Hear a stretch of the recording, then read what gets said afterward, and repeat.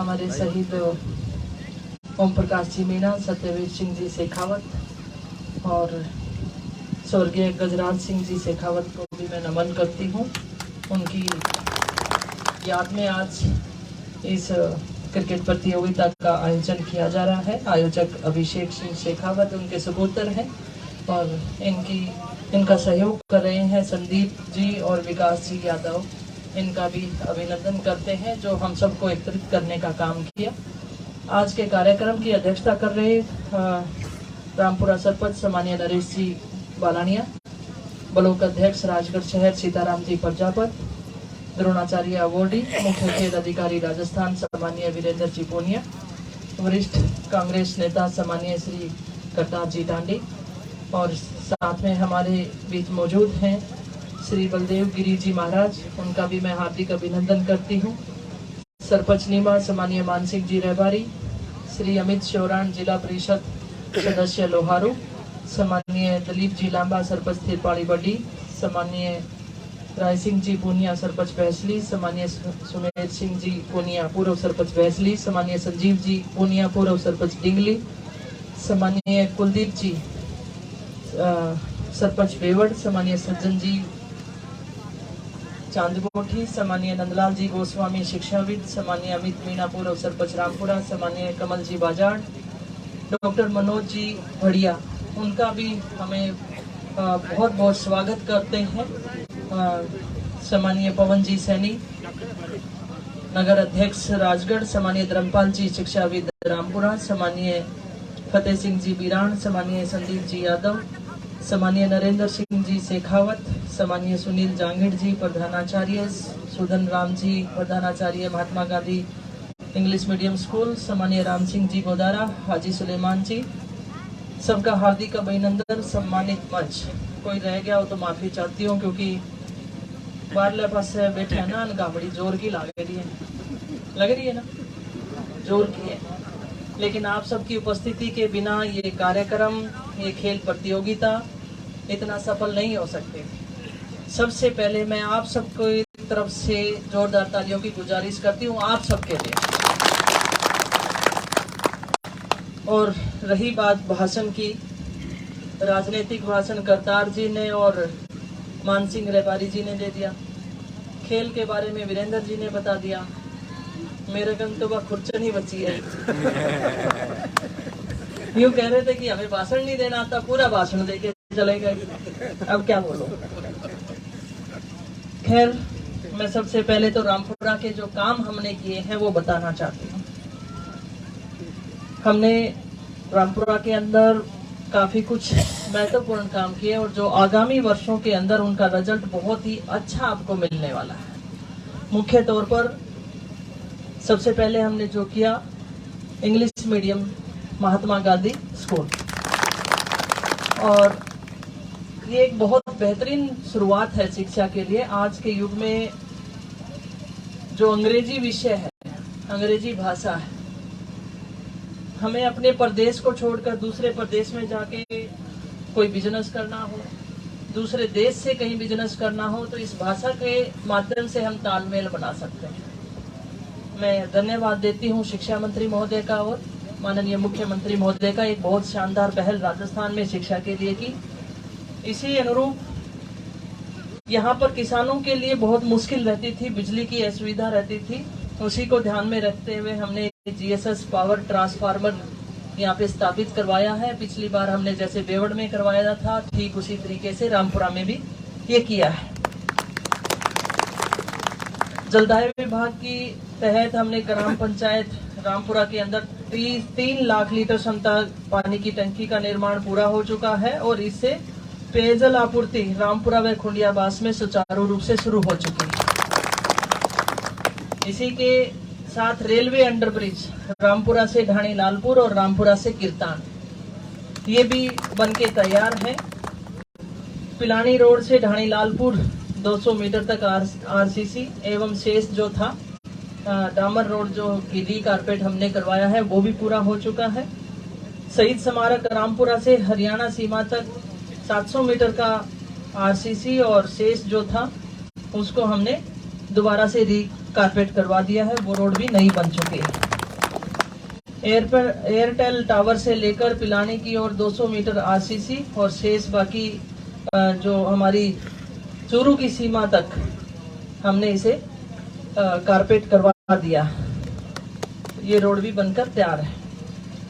और इसके अलावा राजकीय प्राथमिक विद्यालय हरिजन बस्ती रामपुरा में हमने नया खोला है। ऐसा ही बेवड़ में हमने खोला था और बेवड़ वाला हमने 8वीं तक का करवा दिया है और इस स्कूल को 8वीं तक कराने के लिए प्रस्ताव हमने सरकार को भेज दिया है। ढाणी लालपुर में भी विधायक कोटे से कनेक्शन हुए हैं विद्युत के, उसमें भी काफी लोग इससे उनको लाभ मिला है, उनको भी मैं बधाई देती हूँ। कुम्हारों के काजोड़ा के समीप भी विद्युत कनेक्शन दिए हैं। श्री राम पुनिया के घर, इनके लिए भी विधायक कोटे से कनेक्शन प्रस्तावित है। रामपुरा में पीएचसी और पशु चिकित्सालय, इनके लिए हमारी भूमि आवंटित हो चुकी है और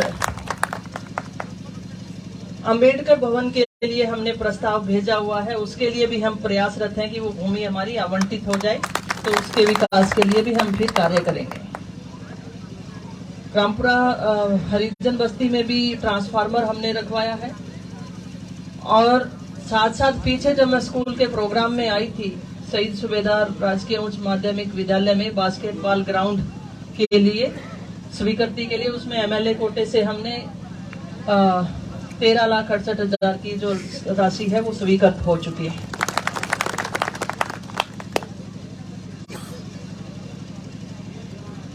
रामपुरा रेलवे स्टेशन के सामने से न्यांगल तक बॉर्डर तक जो रोड है, जिसके बारे में आपको अभी हमारे जो लोहारू से हमारे सदस्य आए हैं उन्होंने जो बताया, वो भी बनकर तैयार है। और यादव नगर और ढाणी लालपुर के लिए पेयजल स्वीकृत हो गया है और उनकी पाइपलाइनें पड़ चुकी हैं और अब ये काम जल्दी शुरू हो जाएगा। ये तो अपनी पंचायत के कार्य थे। अब मैं जब आपके बीच में बोल रही थी तो अभी सूचना आई कि अंबेडकर भवन के लिए जमीन जो थी वो भी अलॉट हो चुकी है।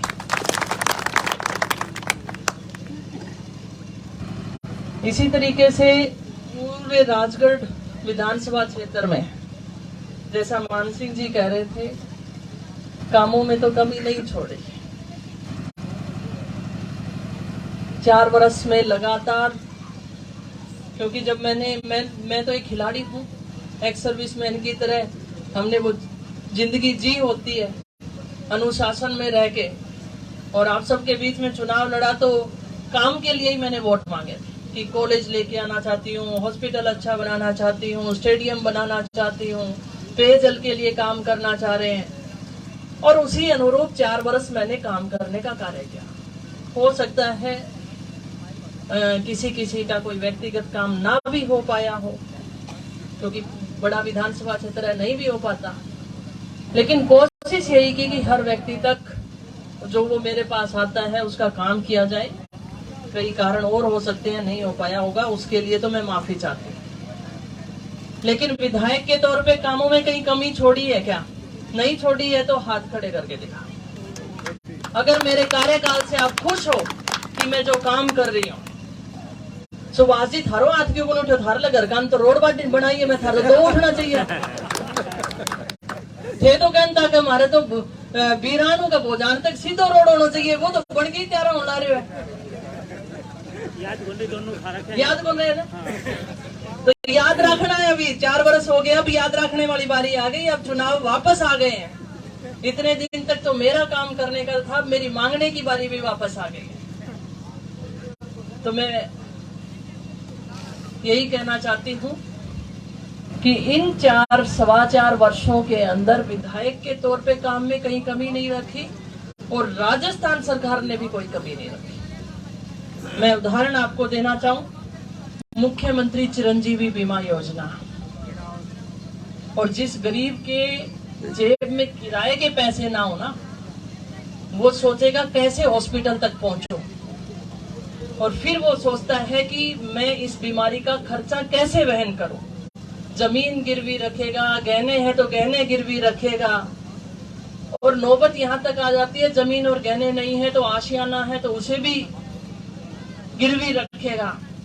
उन सब दुख और तकलीफों से राजस्थान सरकार ने उस गरीब का हल निकाला कि उसे बीमारी के अंदर किसी के आगे हाथ ना फैलाना पड़े। मुख्यमंत्री चिरंजीवी बीमा योजना के अंतर्गत 10 लाख रुपए तक का इलाज फ्री, दवाइयां फ्री, जांच फ्री, इलाज फ्री। और फिर भी किसी परिवार में ऐसी नौबत आ जाती है कि उसके अलावा जो बीपीएल परिवार है, पैसे कम पड़ गए, इलाज पूरा नहीं हो पाया,